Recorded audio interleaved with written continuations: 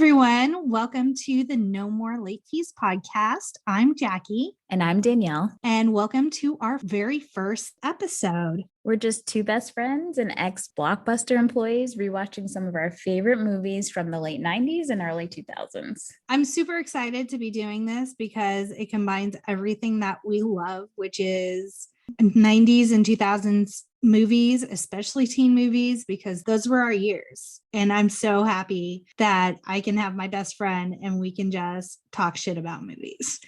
Yeah, I think we've been waiting our entire friendship for this to pretty much unleash our useless movie knowledge on the world. So I think this is perfect. So how are we going to kick off this first episode? Well, when we were trying to decide from the long list of amazing and not so amazing 90s and early aughts movies and looking at our timelines, we realized that April 8th, the day that our podcast launches, is Rex Manning Day. So what better way to celebrate Rex Manning Day than to do Empire Records?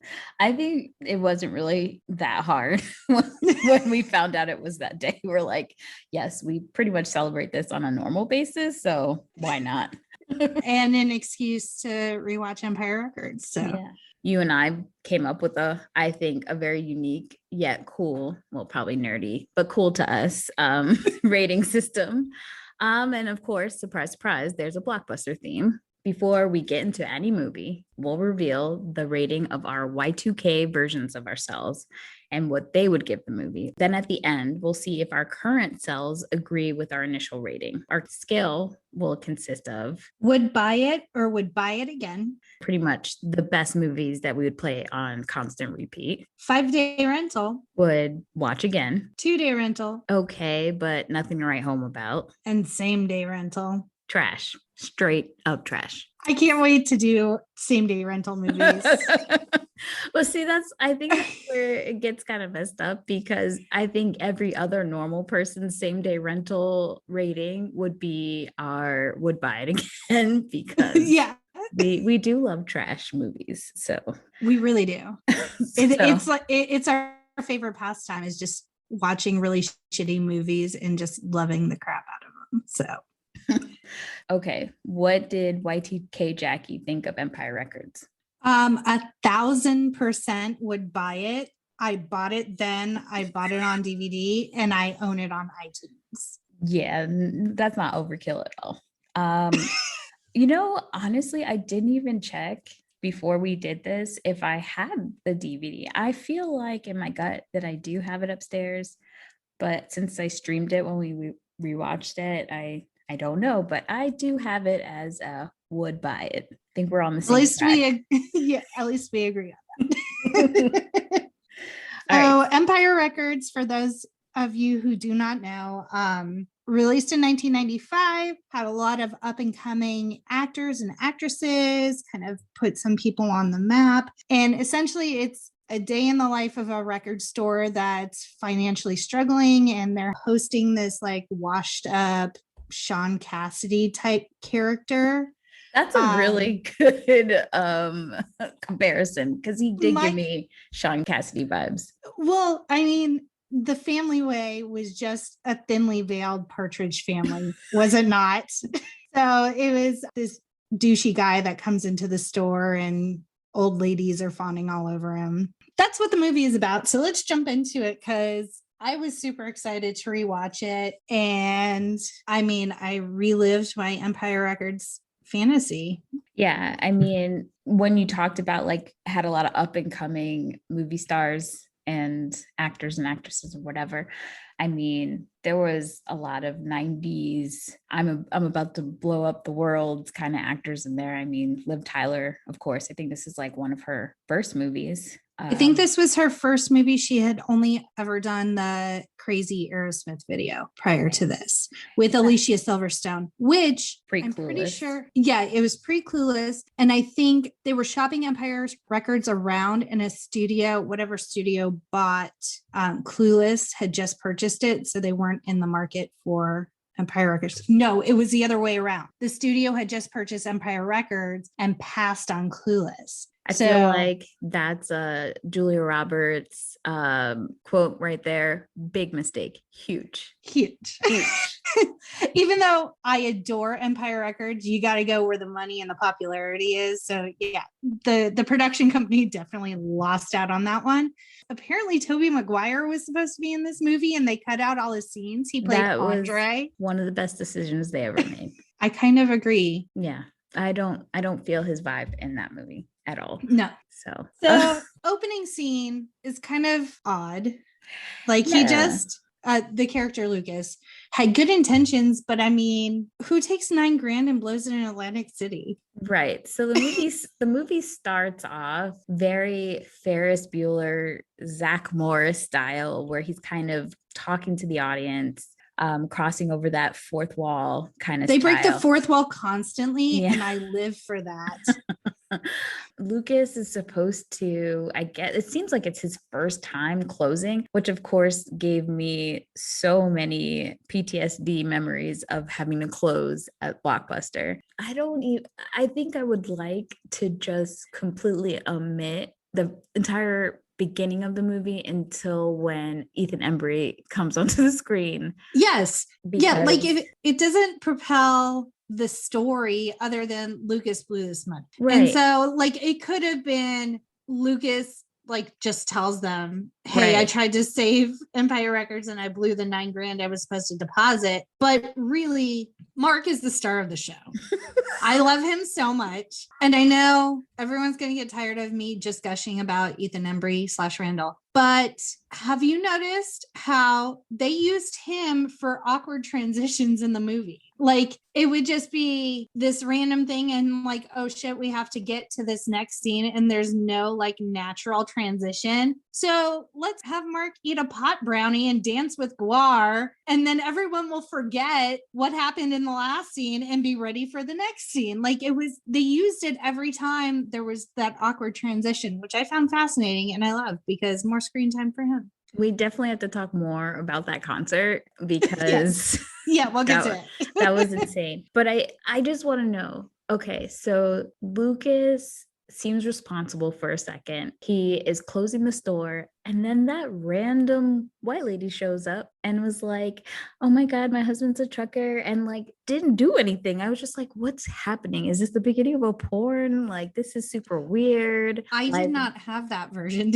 Really? Yeah. What? I know they released like an extended cut. You must have watched the extended cut. Well, they don't need it. I don't need it. I don't need to see, like, okay, so you missed out. Let me tell you. So he's closing out and it's midnight and he's telling this lady, she's like trying to get into the store. She doesn't need anything. She just wants to go in the store, and she talks about her trucker husband for like 5 minutes and tells Lucas he needs to live life to the fullest and take chances, which sends him on a journey to break all of Joe's rules, which I don't know if everybody's familiar, but Joe's rules are 1, count the money twice. Great rule. 2, keep your hands off his beer and cigars. And 3, keep your hands off his drumsticks. That's it. Very simple. After this lady comes in randomly, Lucas says, I choose violence and I'm going to break rule number 2 and 3. He smoked the cigar, drank the beers, played with the drumstick. He didn't drum though. He just played with the drumsticks. Whatever. Joe said, don't touch them. Touch him. But like he disobeyed the instructions exactly because Joe didn't say, don't drum my drums. He said, don't fuck with my drumsticks. And Lucas is like, watch this.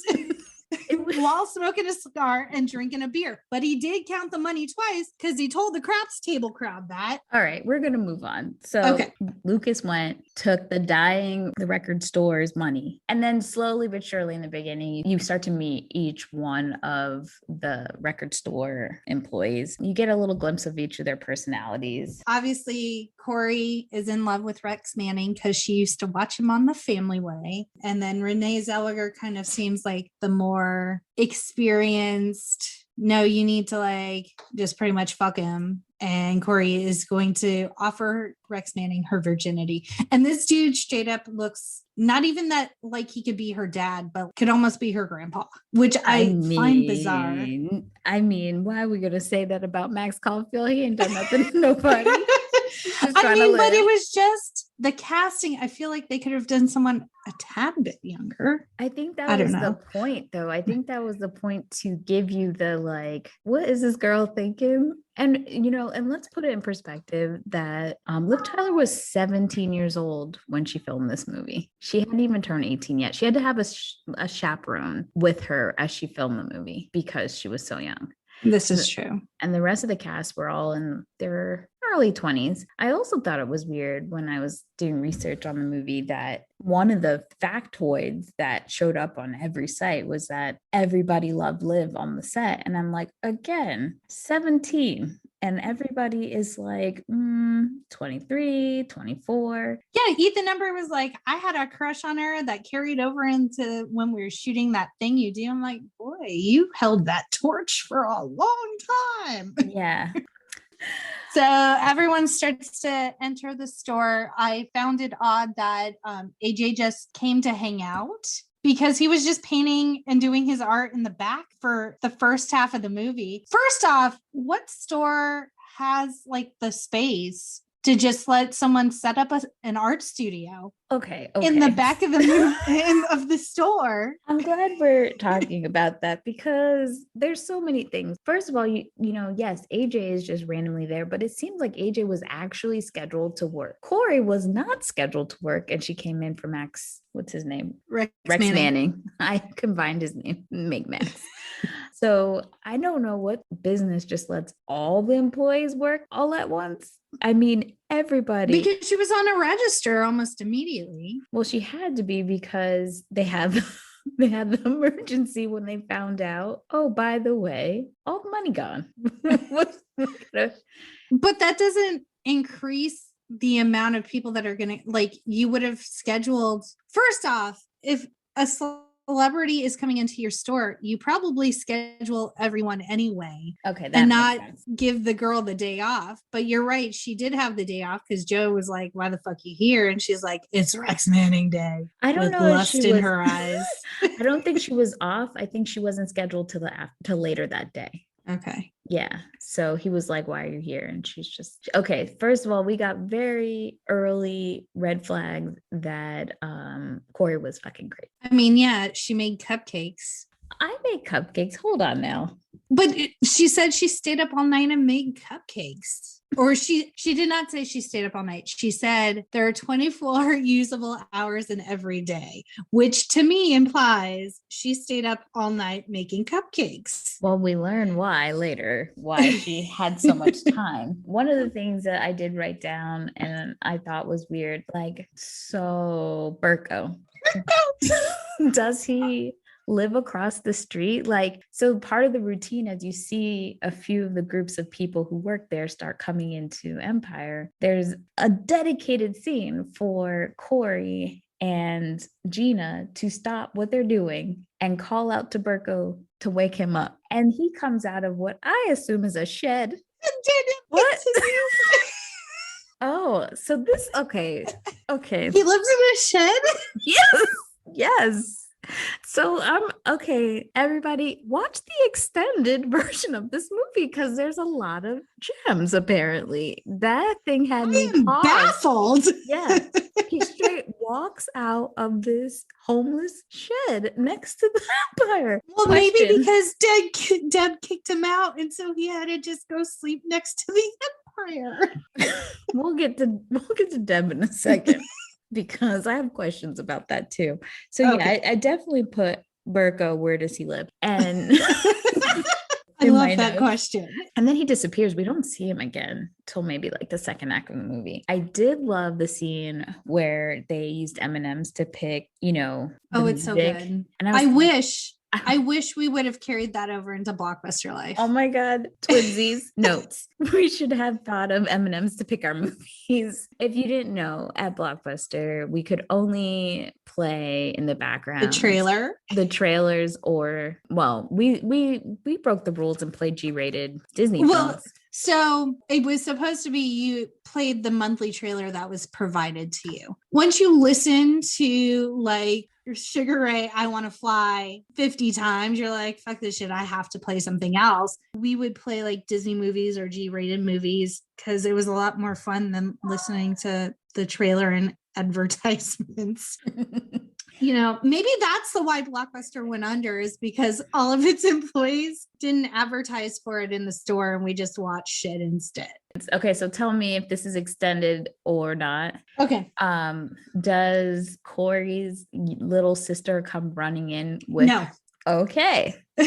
Another exclusive extended cut. Corey's younger sister runs in, and Gina's like really rude to this little girl, by the way. It's like the two of them got beef. It's got to be like 12 to 14, that range. She runs in to give Corey her acceptance letter. Corey opens it. But the whole scene just makes Gina look extremely jealous of Corey. And petty. And yeah, not real. That friends. makes so much sense because halfway through the movie, they're like harping on Corey going to Harvard, where no one gave a shit in the first act. So that makes a lot of sense that there was a cut scene where she was accepted to Harvard in the middle of a work day. Yeah. And then that's weird. And why wouldn't you read that shit with your family at home? Well, if you didn't know from context, and this may be those wonderful extras that I got in this extended version. Corey got problems at home with her daddy. She got daddy. Well, her dad was always on her to be the best and stuff, from my understanding. I definitely just think that Empire employees were her family. I think that's what it was trying to get to. Why she? That's true. Can we discuss for a minute the wonder that is Eddie? Does Eddie work at Empire Records? I'm pretty sure. My notes. First of all, Eddie need to be fired whatever job he's at. Okay, because if he works at the pizza place, which his clothes say that he might work there, and he's constantly bringing pizzas and food. And when the girls are sitting outside at the little pizza shop, yeah, he serves them, right? Or he comes to talk to them at least. Where? Eddie is everywhere. I literally wrote, Eddie work there? Joe made him put flyers in the mailboxes. Is Eddie living his best Jamaican life like myself and having multiple jobs? Like, I'm just trying to know, is it a hustle? I think he works at the pizza place during the day, mm-hmm. and then he comes in for the night shift, because he did come in at one point, change shirts, and put his stuff in one of the little cubbies. So in the extended version. Okay, tell me. In the extended version. I think that's our first quote, is in the extended version. Because you and I had two very different experiences rewatching this movie. Eddie, you're right, he does come in, changes his clothes, and he goes behind like this special like record area where there's like records and people are like coming to ask him questions. There's a whole thing where a guy asks him for Eric Clapton, and so he goes through every band Eric Clapton has been in, like, which one you talking about, you know, whatever. I'm like, okay, so maybe he does work here, because clearly he's got his own little booth and section or whatnot, but he definitely should be fired from the pizza shop. I feel like I want to be a Karen and call a manager right now and say that your boy's out here making weed brownies. He's always at the place he's supposed to be working at in the nighttime during the daytime. He's not doing a good job. I mean, is it any different than when we worked at Blockbuster and would go to Starbucks for like half an hour each shift? Yeah, that's where I met Juan. We'll have to talk about that one day. It was about this point where I was like, this soundtrack is the fucking tits. Like, every single song they play is amazing and fit so perfectly. And with that time period, especially. Yeah, it was amazing because the soundtrack is really the guiding force through the whole movie. Like every single song has a purpose and emotes an emotion to help guide the characters. The writer of the movie, she used to work at Tower Records. So you have to imagine that she is definitely a huge music fan. And on top of that, I think it was like 50 songs in the movie itself, and not all of them made it to the soundtrack. I don't even think. Romeo and Juliet by Dire Straits is not on the soundtrack. And I take great umbrage with that because I love that song. And that movie was my first experience with that song. And so to buy the soundtrack and it not be on it, and like to figure out who sang that song, you would have to like fast forward, rewind till the perfect. So it took me a long ass time to figure out who sang that song. Yeah. And I love it to this day. Another funny thing is the soundtrack actually outperformed the movie itself. So earlier when we were talking about the dumbass studio heads and how stupid they were, another stupid mistake that they did was they didn't even try to really promote this movie at all.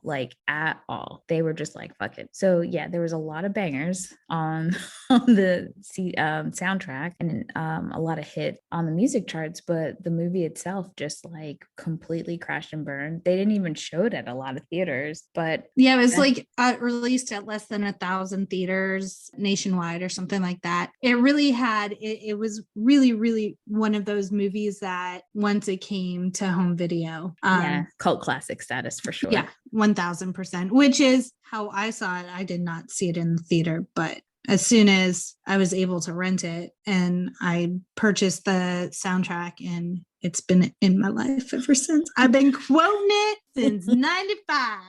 I am trying to remember when I watched that. I feel like I had to have watched that movie with you because I'll tell you, it's not a movie Christine would have rented from Albertsons with me. No. I don't know where it must have been like you. I owned it and then one night we watched it. Yeah. Because my sister and I watched it a whole hell of a lot. I'm glad that you introduced it to me then. It definitely was one of my favorites. One of the things that I feel like we really have to talk about is our girl Deb. And one of my favorite things, my favorite observations about her character, who was played by Robin Tunney. How do you say her last name? Tunney? I think it's Tunney. Tell us if we're wrong. I wrote this exact quote. Deb cuts off all her hair. She was Britney 2007 before Britney in 2007. Was having a mental health crisis and was like, fuck it. Yep. But the problem I had, and maybe this is why I'm not in the mental health field and I probably should never be. I was highly upset about the fact that she cut off all her hair. Not that she cut off all her hair, but the fact that she left her hair in the sink after she did it at work. So I have a couple of things. First off, working in a field where I have to have a lot of behavior training, I was really, really happy with how the characters really rallied around one another, even if they didn't like each other. Like AJ was like, what the fuck, Deb? What's going on with your wrist? And then she like says the thing about like, my hair's still in the sink if you want to glue it. Like she knows his artistic aesthetic. Like these people really, really, really know each other. And even if they don't hang out, like she knew, like homeboy glued the quarters on the floor. He's going to want to glue that shit in the bathroom. Okay. I'll take that. Like there were other examples of them like just supporting one another in this weird, because it was a family. The funeral that we'll get more into the funeral, but the funeral that Corey throws like it's a celebration. They did. You know what? You're not wrong. There were invites. There were hand-drafted invitations. There were. So I guess we can call it a celebration of Deb in the form of a mock funeral. A soiree of death. I was super, super proud of Burko when he goes in to talk to Deb about like whatever happened the night before, and like he went to like grab her arm or something, hold her hand. I don't remember what happened. And she was like, don't touch me. He immediately listened and backed off. She advocated for her body autonomy, and he immediately was like, okay, I'm here if you need me, but I'm going to back off. I was super impressed. This movie is very female forward. It is. And a lot of really strong leads, female leads. The first two cops that show up are both female to arrest Warren. We'll get into Warren. Yeah. I just felt like all the male characters really respected the female characters. Even if they weren't getting along, they really respected their thoughts and their positions. Well, I have two things to say about that. One, except for Rex Manning. I do feel like from a female perspective, it definitely was progressive.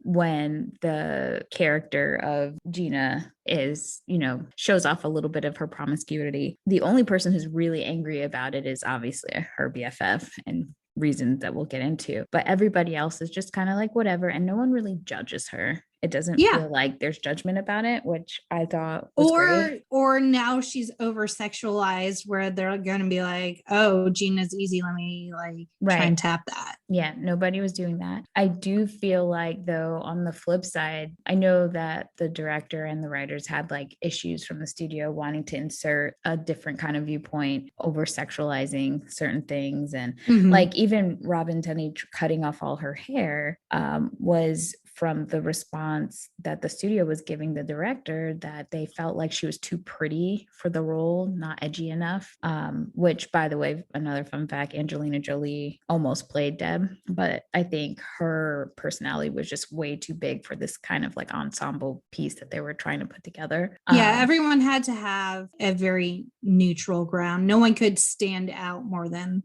the other characters, or it wouldn't work. But the other thing is that, so she was like, okay, well, if the studio thinks I'm too cute, she was like afraid she was going to get fired. So she said, I'll shave my head off. Not my head. I'll shave my hair off. With her head. I mean, that is pretty badass. But no, she was going to she shaved all her hair off. And the funny thing was, she shaved it live as they were shooting that scene. So if she fucked up shaving that hair, it was going to be like, they can't do it again, Yeah. So I thought she did an awesome job. Although I had the same thought, Ken said it out loud, but I had the same thought of like, once it was like half shaved, I'm like, that's a really like badass punk rock look. And she looked amazing with that hairstyle. And then she shaved it the rest of the way off. On the second end of the spectrum, from like, it's interesting to me how when I watched movies when I was younger, the things that were my favorite, I definitely looked at it from a gaze of just, I really like that movie, but now I definitely am more cognizant of representation and intersectionality, and so yeah, they had a lot of strong, say, independent females being able to kind of have their own personalities, not fitting into boxes and being progressive. But I don't want to gloss over the fact that here's an entire record store and you didn't have one Black person working. Yeah, I did notice that. And where it would have been really easy to insert different sexualities, because record stores tend to be a safe place, having people of different sexualities represented would have been really easy to insert. Right.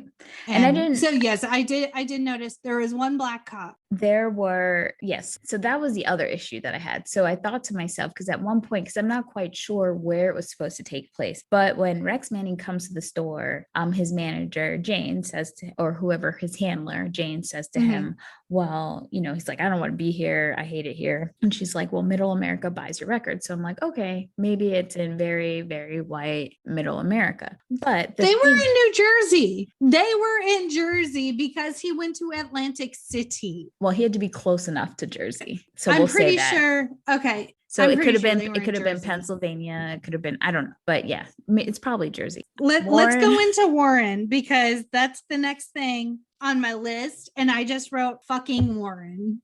What did I write? I think enter Warren. And then I wrote respect for Warren because he had Dr. Dre and Whitney when he stole his music. Sorry if you can hear the cat screaming at me. He's just trying to say hi to his auntie. That'll be our running theme, is just the cats interrupting our conversation. So there are two scenes that happen like after everything with Warren.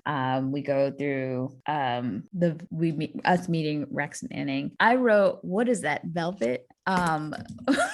For Rex Manning's outfit. They said Tom Jones was a huge, like inspiration for his outfit and character. So please, let's talk about, like, we need to break it down, because he had the satin long sleeve, purple, almost like the puffy shirt from Seinfeld, but it was purple. And then we moved down to the crushed velvet, and my husband loves a crushed velvet, which is the the source of many arguments. The crushed velvet pants. And then in a later scene, I noticed the fringe that was on both the sleeve of the shirt and the leg of the pants, Danielle. Oh, but you missed the... Oh, and the vest. No, the best part was the hair. Okay, we have waves, we have curls, we have flips. We have side bangs. And then we have the duck butt in the back. Oh my God. He was giving us all types of life. And they mentioned the hair several times. And everyone is reassuring to him because, of course, he's the star. Bitch, your hair look a mess. Why don't you fix it? Go in the bathroom, rub some of Deb's old hair on.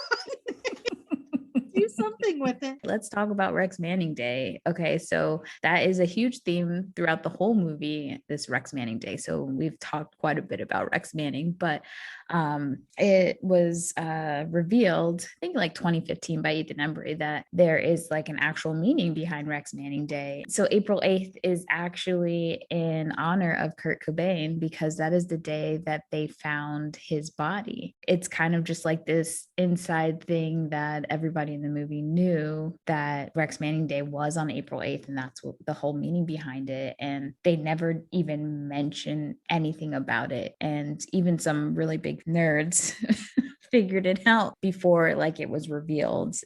People had the understanding, which I thought was really cool, because I just feel like when you look at the 90s, that was like, the grunge era, and when he died was just kind of a stopping point and a change in the shift of going into a different. It was a catalyst for change in music and movies and things like that, and just honoring him in that way was really neat. But and it was kind of nice to have for a really long time, like this cast bonding secret that no one else knew, right, except for them. And they actually shot, I didn't know they shot the movie the same year that they found Kurt Cobain. It's just, it was an interesting fact that I didn't even know, so that was cool to find out.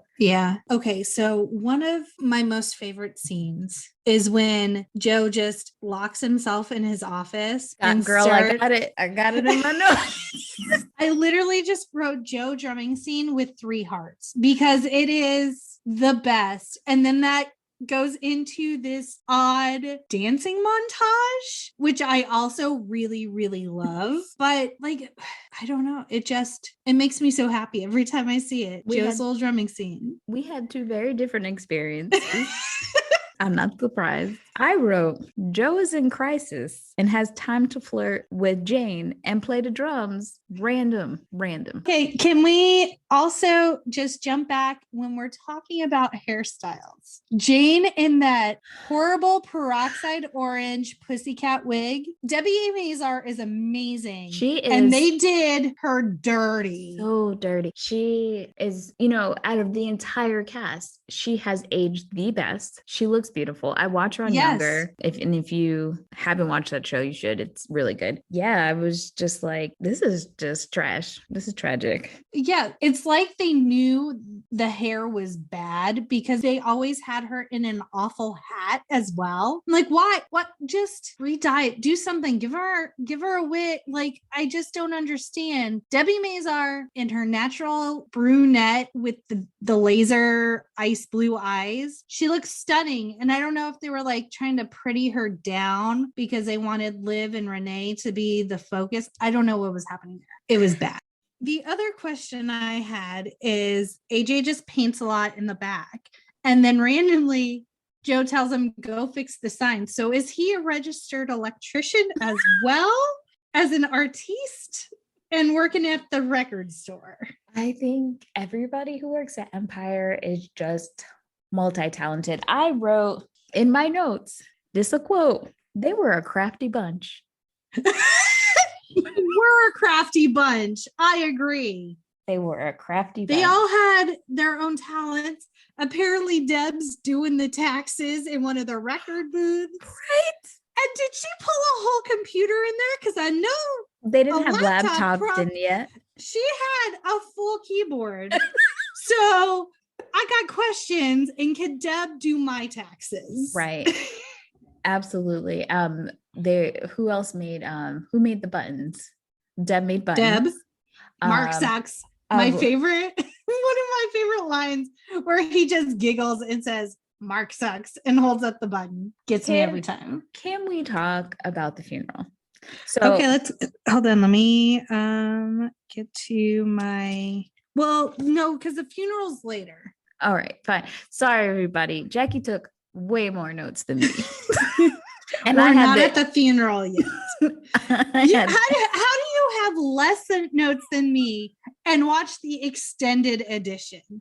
I got tired of writing this shit down. It was super hard to watch a movie and then try to take notes. I was like, this is difficult. Now we meander into Corey seducing Rex. So I just want to remind everybody again that Liv Tyler was 17 when she shot the movie, and the studio, I have to bring them back up. The director didn't find it necessary for Corey's character to be in her bra and underwear in that scene when she's trying to seduce Rex, but the studio was adamant that that element was necessary. Which apparently she had to borrow her friend Gina's bra. Girl, I didn't put it in my notes, but I knew I had to talk about it. Okay, you and definitely not the same cup size. Right. So I don't even know how Corey fit in Gina's bra. But on my worst day, I would never be like, hey, Danielle, give me a bra.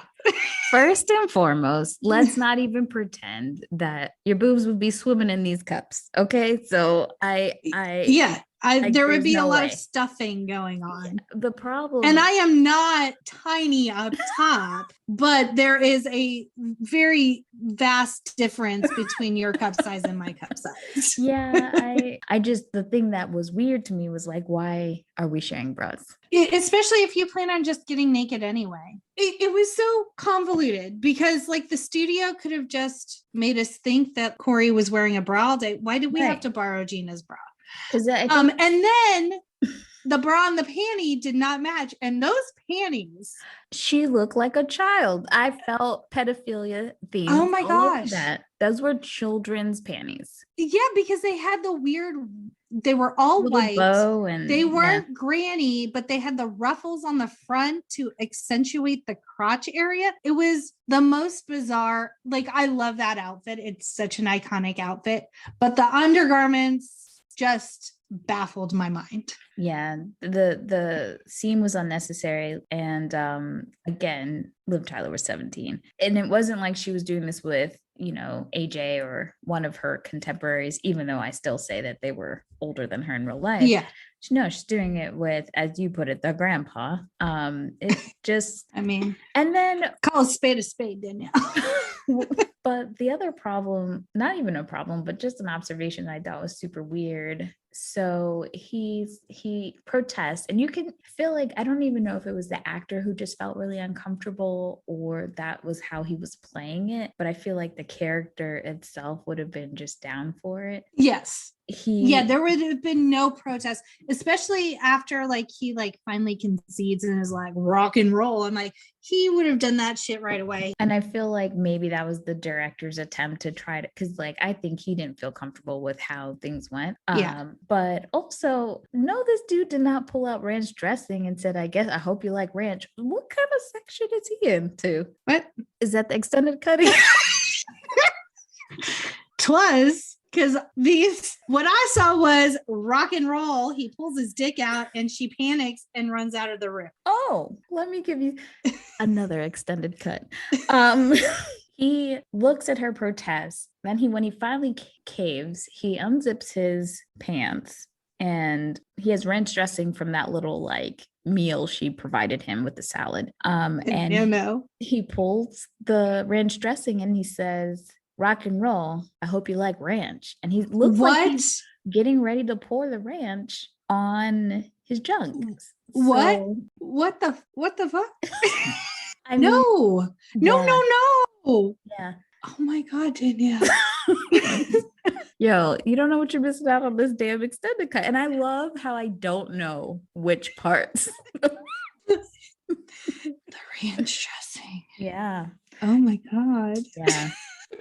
I know the commercial says it goes on everything, but does it? I mean, why would you even need that? Right. So because it seemed like he wanted a blowjob at first. So why would you even need the ranch dressing? It's not like you need lube. I didn't even go there, Jackie. I thought he was using the ranch dressing for lube or just for her benefit? For the blowjob. I thought that's what he was. I didn't even think about lubrication. Like, ew. Either way, all of it's bad. And I think if that was really bad, really good idea to cut that out. 100%. I'm sorry you had to witness that. Yeah, me too. Moving on. So can we then the freak out, like second act, third act begins, right? I have Corey is a psycho. But okay, so rewind a little bit. Gina gets mad at Corey. Corey gets mad at Gina. Gina's great plan is to anger fuck Rex Manning. She's in the copy room. Oh, I'm a hoe. I'm gonna prove that shit. Yeah. That's what she said. So weird. She has her way with Rex Manning, and then she comes out and Corey wants to leave because she's had this fight with her best friend, and then realizes her best friend has now slept with her like icon. Dream.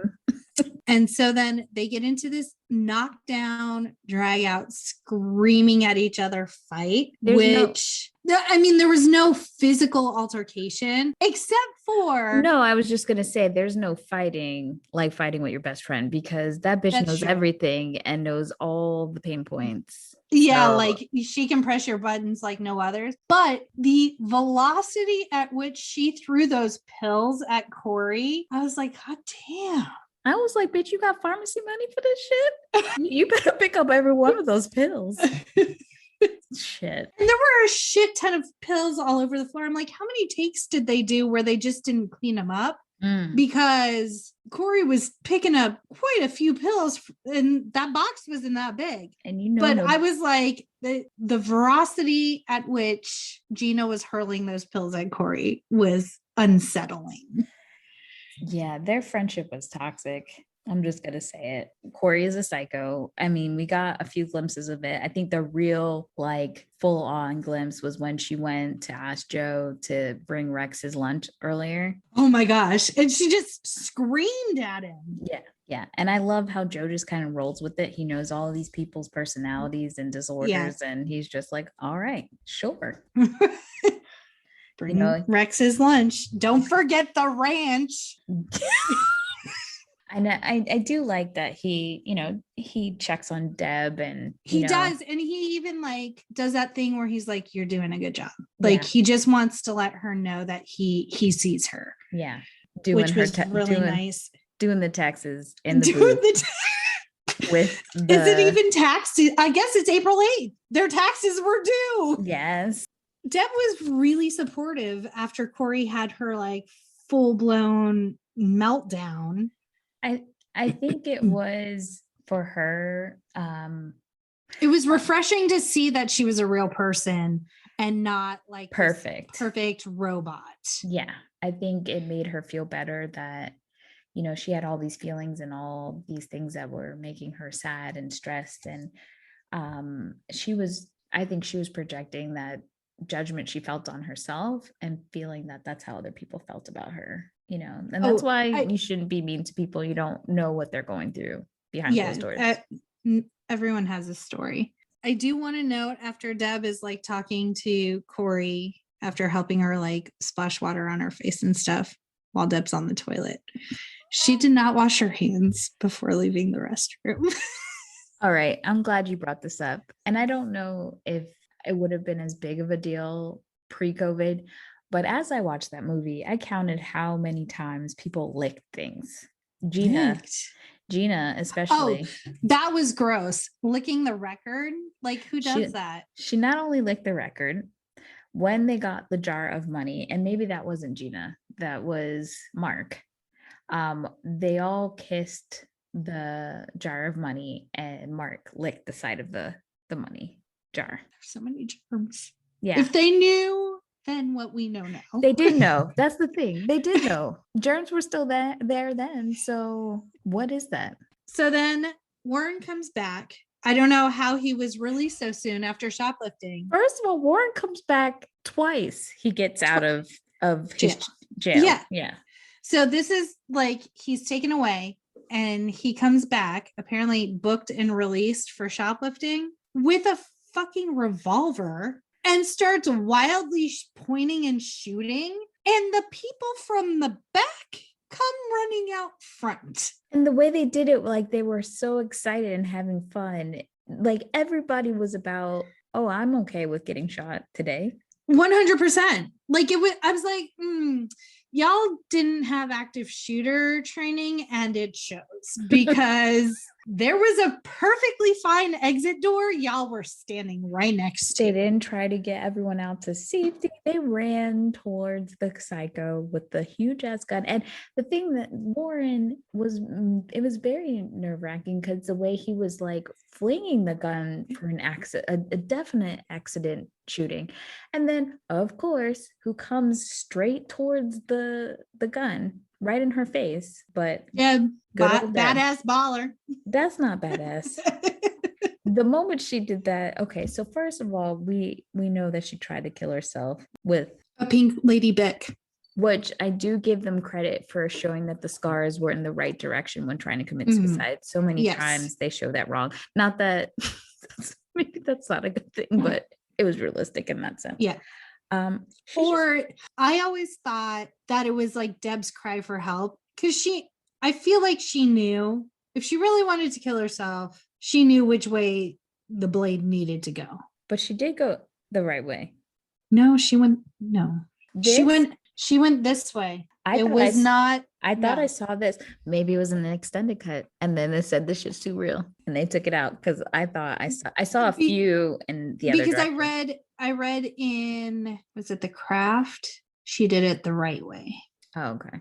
I'd have to go and double check my sources on that, but I'm like, I legit remember in my brain when I watched it on Wednesday, noting that they were all horizontal cuts. I was disappointed that they showed that they were there for her, but she needed real help.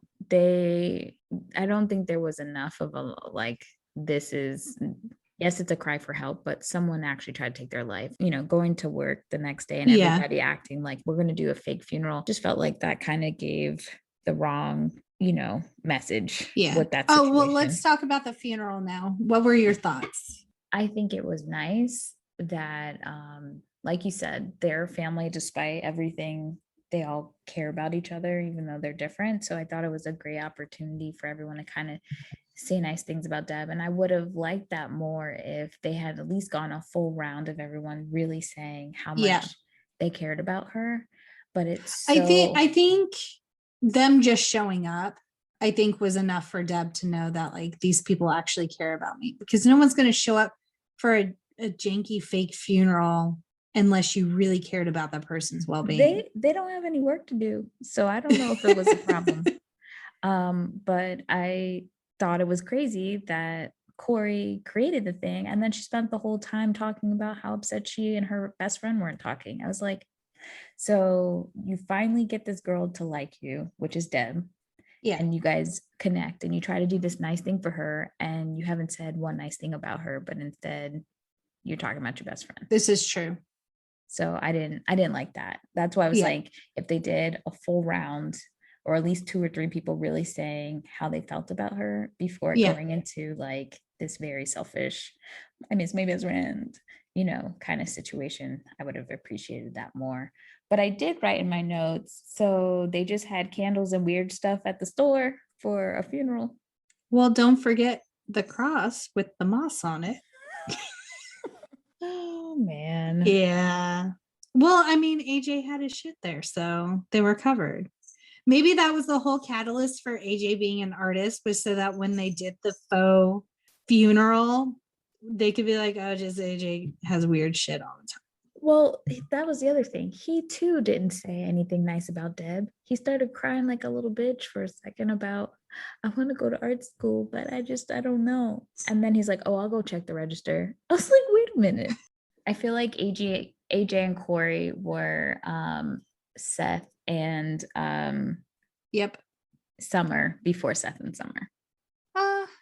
I thought you were going in a completely different direction. The only reason I said that is because they ended up both going to. It does Boston. mirror that. Yeah, they both. And it was art Summer school. was academic and Seth was arts at RISD. Is that how you say it? Yeah, I'm just surprised. When's the last time you rewatched the OC? Girl, don't even get me started. I mean, I rewatched it last year, so I got no room to talk, but shit still holds up. That's all I'm gonna say. So then we get towards the end of the movie, and now it's we need to save Empire Records mode. No, let me just stop you right there. Okay. Warren gets arrested for the second time. Now, tell me if this is the extended cut. They bring him outside. You see that they're about to put him in the cop car. Now Mark runs outside. Yes, because he's a man with a plan. And because all of a sudden he knows that there are news stations out. There's a news station outside, and he goes and tells about the party. I say, damn the man, save the empire. Yeah, I have no problem with that. I love free publicity. He's a man beyond his marketing skills, but so we don't actually see Warren go in the car. So I'm wondering, do they just let him free? Because it's not even 5 minutes before he's back in the store. This is true. And maybe, I don't know, like I feel like there were blanks in the gun, right? Maybe in this weird twisted fantasy world where like you don't have to serve time for your crimes, they were just like, oh, there's blanks in the gun, it was harmless, and like just let him go. Maybe, I don't know, because he immediately comes in, he's mad. They say, do you want a job? Like he gets a fucking job offer out. Like it is bizarre. And that's when I wrote down Joe was the collector of lost souls. He was a collector of something. And then AJ makes him a name tag.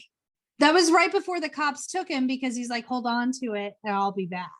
And then he came back in 5 minutes.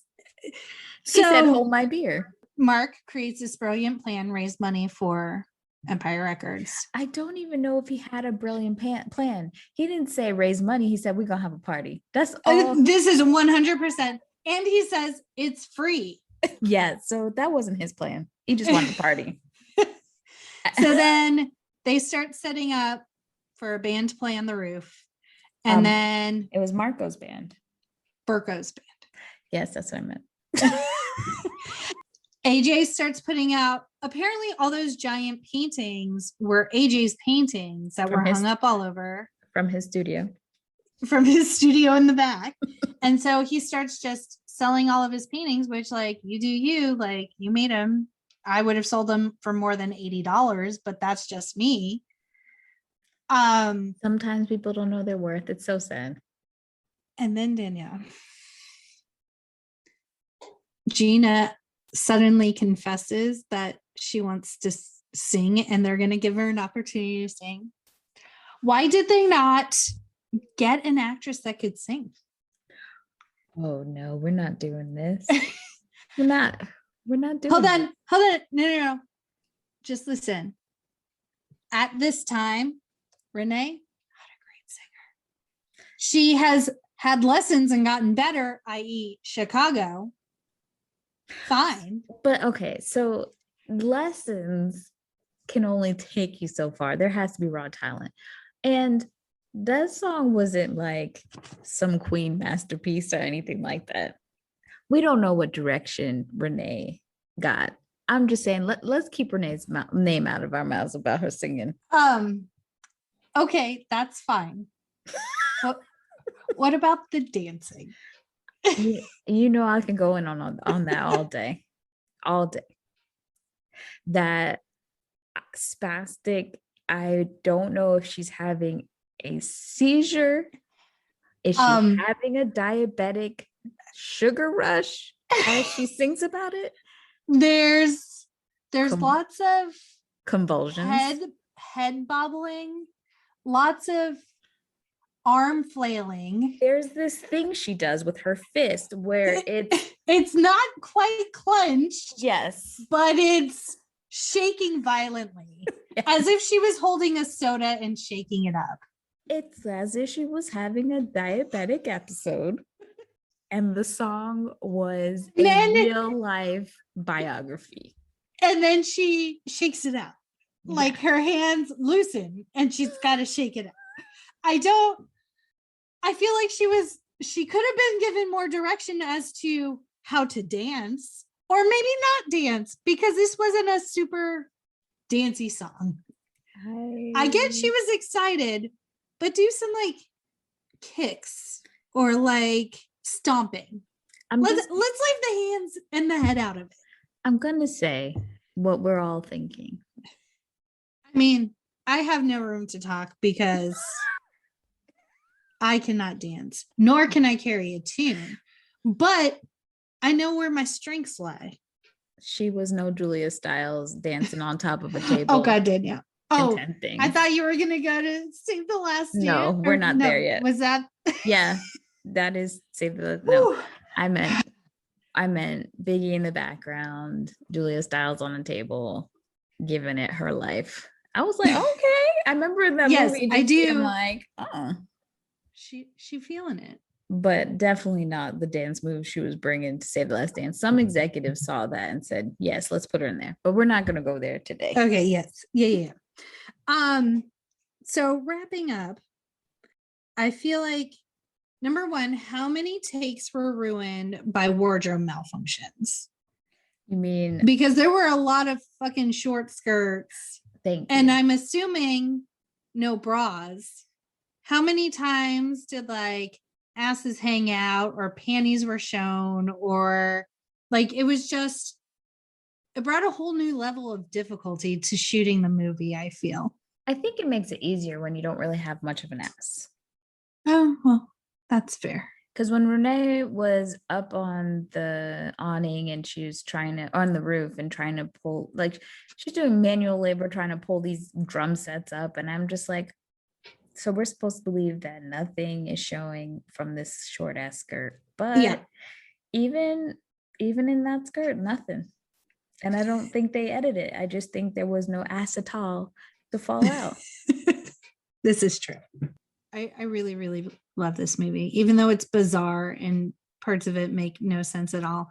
I do really appreciate the fleshed out characters. I feel like every character was unique and different, and it is totally watchable even today. Like I didn't feel like it had aged poorly at all.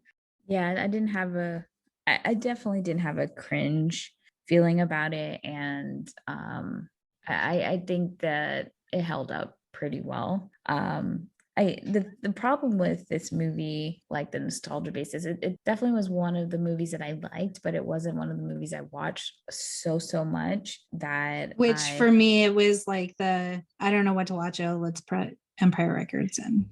Right. So I don't have like that cemented feeling of what I originally thought of the movie. So I think that actually gave me an advantage to look at it with fresh eyes, especially the extended cut. Plus, you got the extended version.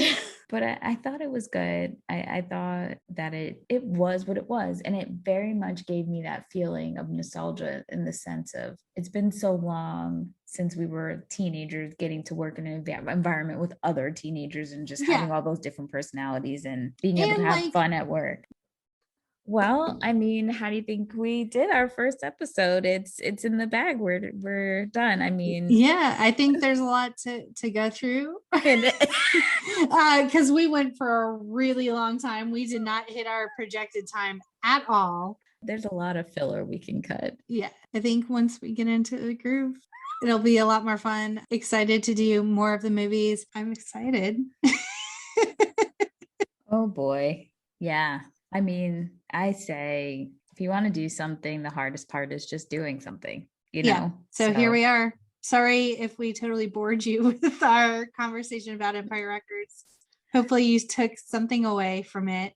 Man, fucking ranch dressing. That's going to stay with me for a while. I won't be able to have a salad for a while.